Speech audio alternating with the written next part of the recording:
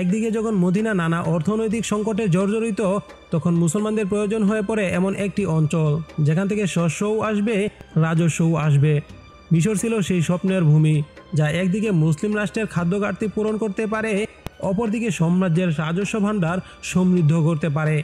এই ভাবনায় মুসলিম শাসকদের দৃষ্টি ফেরায় মিশরের দিকে, যেখানে ভূপ্রাকৃতিক সম্পদ, কৃষি উৎপাদন এবং বাণিজ্যিক সম্ভাবনার এক অপার সম্ভাবনা লুকিয়েছিল। খলিফা হযরত উমর রাদিয়াল্লাহু তাআলা আনহু সব দিক বিবেচনা করে আমর ইবনুল আস রাদিয়াল্লাহু তাআলা আনহুকে মিশর অভিযানের পরিচালনার দায়িত্ব অর্পণ করেন। 639 খ্রিস্টাব্দে তিনি প্রায় 40,000 সাহসী সেনা নিয়ে মিশরের উদ্দেশ্যে যাত্রা শুরু করেন। তাদের অভিযাত্রার পথ ছিল ওয়াদি আল আরিস হয়ে, যেখানে ইতিহাসের এক নতুন মোড় নেয়।